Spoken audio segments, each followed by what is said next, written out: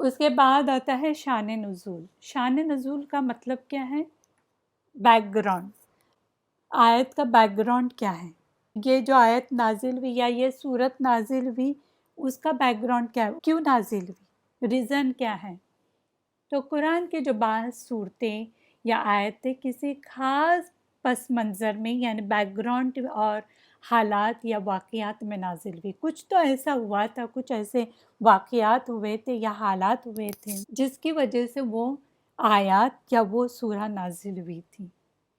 شان نزول کو جاننے سے آیتوں کا صحیح مطلب سمجھ میں آ سکتا ہے. کیوں ہم شان نزول کو پتہ کریں؟ یہ آپ اگر معلوم کریں کہ اس کا شان نزول کیا ہے، اس آیت کا یا اس سورہ کا، تو اس سے آپ کو مطلب جو میننگ ہے، مفہوم جو ہے وہ اچھے سے سمجھ میں آئے گا.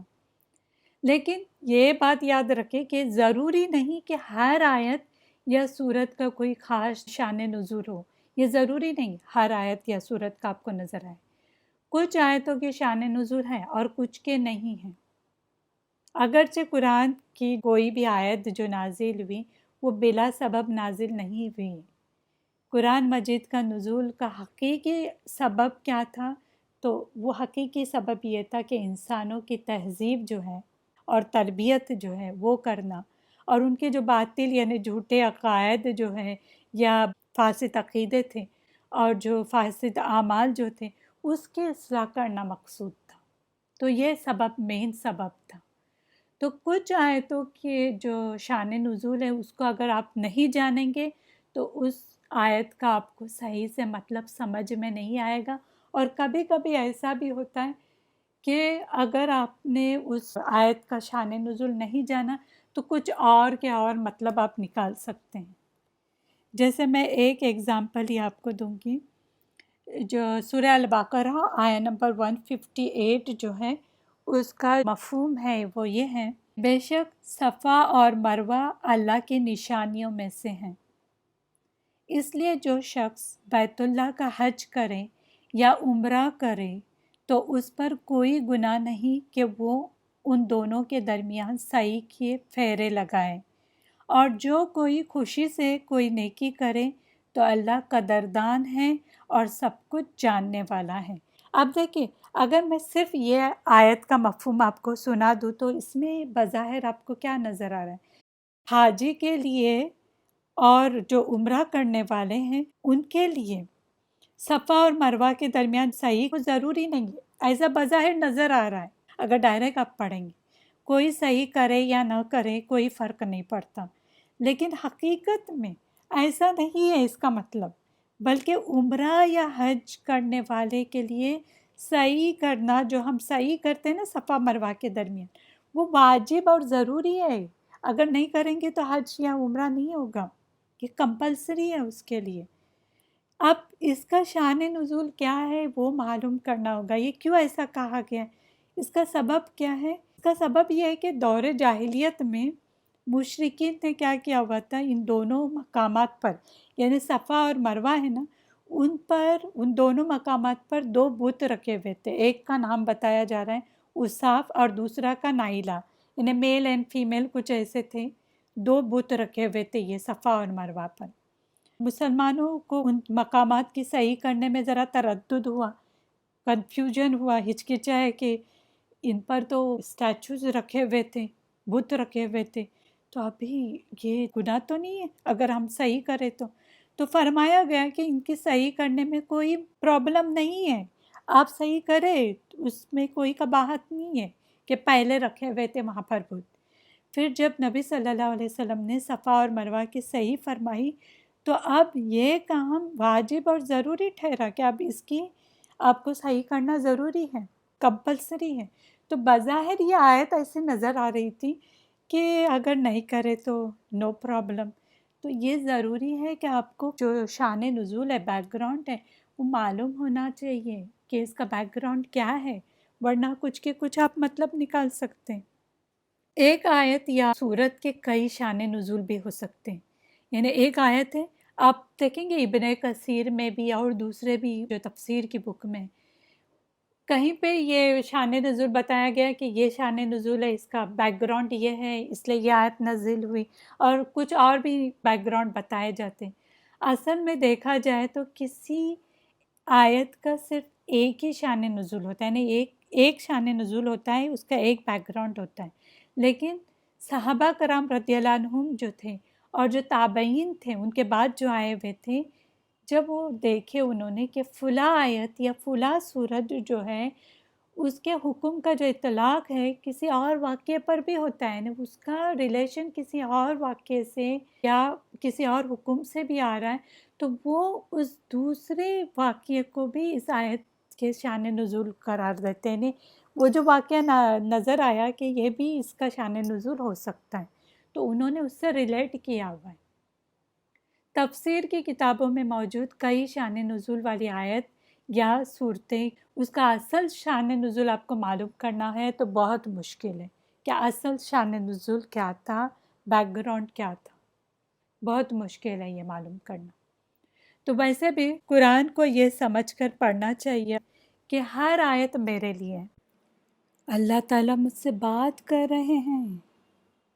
مجھے اچانک یاد آیا، کویت میں مسجد میں بیٹھی ہوئی تھی تو ایک لیڈی آئی میرے پاس اور کہنے لگی کہ میری ایک ایج ہو گئی ہے اور میں کوشش کرتی ہوں کہ تفسیر کو اچھے سے سیکھ پاؤں، ٹرانسلیشن بھی سیکھ رہی ہوں، یاد بھی کرنے کی کوشش کرتی ہوں، لیکن جو شان نزول وغیرہ جو ہوتا ہے نا وہ مجھے یاد نہیں رہتا ہے کیونکہ میری ایج بھی ہوئی ہے نا، تو میں کیا کروں، میں کس طرح، کیونکہ مجھے ٹیسٹ بھی دینے ہوتے ہیں تو اس میں بھی گڑبڑ کر لیتی ہوں۔ تو میں نے ان کو ایک ہی چیز کہا، پہلے ٹیسٹ کی بات الگ رکھے، جب بھی آپ قرآن پڑھیں نا تو اس طرح پڑھیں کہ ہر آیت آپ کے لیے ہے، ہر آیت میں اللہ آپ سے خطاب کر رہا ہے کہ فلاں فلاں، آپ کا نام لے کے کہہ رہا اللہ کہ فلاں سنو، یہود نے یہ کیا، نصارہ نے یہ کیا، منافق نے یہ کیا، تم نہیں کرو۔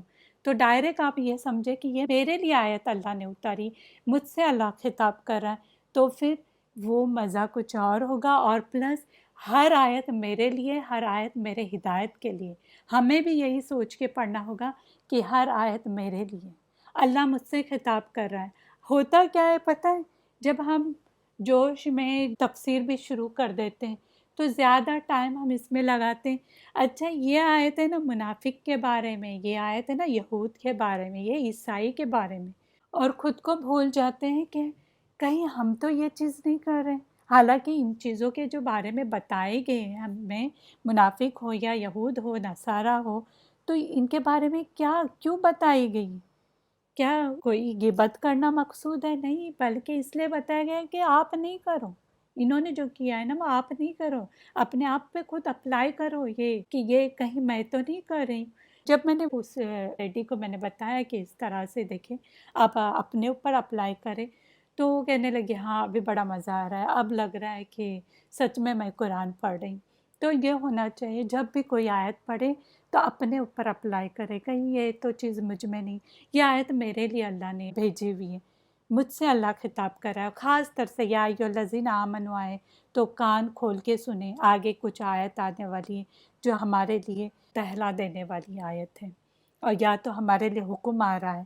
اور ہر آیت جب آتی ہے نا ہمارے سامنے، اکثر آپ دیکھیں گے ہمارے ساتھ بھی یہ ہوتا تھا کہ کئی بار ایسا ہوا کہ جب بھی تفسیر کی کلاس ہم نے اٹینڈ کی تو کچھ نہ کچھ کبھی نہ کبھی ایسا ہوتا تھا کہ ہمارے ساتھ مسئلے مسائل گھر کے یا باہر کے اس طرح ہوتے تھے، اور اس کا جواب ہمیں کلاس میں ملتا تھا، حالانکہ وہ ٹیچر کو پتہ نہیں ہوتا تھا کہ ہمارے گھر میں کیا چل رہا ہے، ہمارے دوستوں کے ساتھ کیا چل رہا ہے، لیکن ان کے منہ سے وہ بات نکل جاتی تھی۔ تو جو قرآن جو ہے نا آپ پڑھیں گے، بہت ساری چیزیں ایسی ہیں کہ ہمارے مسئلے مسائل سب کا حل اس کے اندر ہے۔ ایک بار ایسے ہی میں قرآن پڑھ رہی تھی، جہنم وغیرہ کی آیتیں تھیں، پڑھتے پڑھتے بیچ میں رکی اور دعا کرنی شروع کی، اللہ ہمیں بچا لے اس جہنم کی آگ سے، جو بھی ہم نے پہلے گناہ کیے اس کی معافی ہم چاہتے ہیں۔ تو آگے کی آیت پھر آئی کہ جو بھی پہلے گناہ ہوئے اللہ اس کی معافی کر دے گا، اس طرح سے آیت آنے لگی۔ میں سوچنے لگی کہ اللہ مجھ سے بات کر رہے ہیں، اور پھر میرے دل میں آیا ایسے دین کے تو کام کر رہی ہوں، پتہ نہیں اللہ قبول کرتا ہے کہ نہیں کرتا ہے، میں جو کر رہی ہوں اس میں کہیں ریا تو نہیں آ گئی۔ تو آگے کی آیت ایسی آئی کہ اللہ کسی کے اعمال کو ضائع نہیں کرے گا۔ میں بول رہی ہوں سبحان اللہ، ہر چیز میں اللہ جواب دے رہے ہیں، سبحان اللہ۔ آپ بھی جب تفسیر شروع کریں گے نا، آپ دیکھیں گے کہ ہم سے ریلیٹڈ ہماری باتیں، اور قرآن کی ایک آیت بھی آتی ہے کہ اس میں ذکرکم، تمہاری باتیں ہیں، تمہاری ہی باتیں ہیں۔ سبحان اللہ، آپ دیکھیں گے جب آپ پڑھنا شروع کریں گے، اپنے آپ سے بات کرنا شروع کریں گے، ایون کلاس میں بھی آپ جب کلاس اٹینڈ کریں گے، آپ کے سارے مسئلے مسائل اس کے اندر حل ملے گا آپ کو۔ تو یاد رکھیں کہ جو بھی ہم پڑھ رہے ہیں نا، اپنے اوپر اپلائی کریں کہ یہ جو پڑھ رہی ہوں وہ اللہ مجھ سے بات کر رہے ہیں، میرے لیے ہیں یہ۔ اور جو بھی آیت آپ کے سامنے آئے گی نا، وہ یاد رکھیں اللہ آج مجھے کیوں سنا رہا ہے۔ فار ایگزامپل آیت آ گئی کہ ماں باپ کے ساتھ اچھا سلوک کرو، اب آج ہی مجھے اللہ یہ آیت کیوں سنا رہا ہے؟ شاید میں ماں باپ کے ساتھ اچھا نہیں رہتی تھی، اس لیے اللہ چاہتا ہے کہ ان سے معافی مانگے اور اس کے بعد میں اچھی رہوں ماں باپ کے ساتھ۔ یا تو ہو سکتا ہے فیوچر میں ماں باپ کے ساتھ میں بدتمیزی کرنے والی ہوں، تو پہلے ہی اللہ وارن کر رہا ہے مجھے۔ تو ہر آیت میرے لیے اللہ نے بھیجی ہوئی ہے۔ شان نزول میں جائے، لیکن پہلا شان نزول میری ہدایت ہے، اس میں اللہ نے میرے ہدایت کے لیے بھیجا ہے، یہ اپلائی کرے۔ بہرحال اس میں انشاءاللہ تفسیر میں اور بہت زیادہ جائیں گے، اس کو خود پہ اپلائی کرے۔ اپنی غلطیاں ہم دیکھتے ہی نہیں، یہ شان نزول ہے، وہ شان نزول ہے، اس نے وہ غلطی کی، وہ منافق ہے۔ دیکھیں وہ منافقت کی جو ٹیچر بتا رہی تھی نا علامتیں، وہ میرے فلاں فلاں رشتہ دار میں، حالانکہ خود میں کئی علامتیں ہوتی ہیں، وہ پہلے علامتیں اپنے آپ میں ڈھونڈے۔ جب ہم ہاسپٹل جاتے ہیں نا، کہیں پہ دیکھیں لکھا ہوا رہتا ہے آپ اگر ڈائبٹیز پیشنٹ ہے یہ چیک کریں، آپ میں یہ چیزیں، تو اس کا مطلب ہے آپ ڈائبٹیز پیشنٹ ہے، یا بلڈ پریشر ہائی ہے یہ چیک کریں، یہ چیزیں۔ تو ہم اپنے آپ پہ اپلائی کرتے ہیں، اچھا میرے میں یہ ہے، نہیں ہے نا، چلیں میں یہ پیشنٹ نہیں ہوں۔ لیکن جیسے منافق یا ایسی چیزیں آتی ہیں، اچھا میری وہ رشتہ دار میں یہ بھی ہے، ہم یہ نہیں دیکھتے ہم میں وہ چیز نہیں ہے۔ جب برائیوں کی بات آتی ہے تو ہمیں اپنے رشتہ دار نظر آتے ہیں، اور جب اچھائیوں کی بات آتی ہے، نیکیوں کی بات آتی ہے، تو ہم اپنے آپ کو اس آئینے میں دیکھتے ہیں۔ تو یہ چیزیں نہیں ہونی چاہیے۔ قرآن میں جن لوگوں کے بارے میں ڈانٹ آئی ہوئی ہے، اس سے ہمیں سیکھنا چاہیے کہ ہم ایسے نہ بنیں۔ یہ کیوں ڈانٹ آئی ہوئی ہے؟ ایسے نہ بنیں، ان کی باتیں اس لیے بتائی جا رہی ہیں۔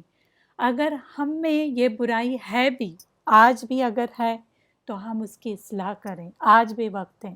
جب تک ہمارے جان کنی کا وقت نہیں آتا، ہم فرشتے اپنے نہیں دیکھ لیتے، تب تک ہمارے لیے چانس ہے۔ اس سے پہلے معافی مانگیں، اپنی اصلاح کریں۔ اسی طرح جن لوگوں کو جنت کی خوشخبری دی ہوئی ہے، اس پر بھی غور و فکر کریں کہ وہ کس طرح عمل کرتے تھے، اور اس طرح بننے کی کوشش کریں۔ صرف شان نزول کے اندر ڈوبے نہیں رہیں، اپنے اوپر بھی اپلائی کریں۔ لیکن وہی بات ہے کہ اگر کچھ آیتیں ایسی کہ شان نزول معلوم نہ ہو، تو کہاں کے کہاں آپ مطلب نکال سکتے ہیں۔ تو یہ ہمارا تھا شان نزول کے بارے میں نے بہت شارٹ میں بتائی، بہت ڈیٹیل میں اگر چاہے تو آپ جا کے دیکھ سکتے ہیں ویب سائٹ پر بھی۔ انشاءاللہ نیکسٹ ٹاپک ہمارا آئے گا محکمات اور متشابہات۔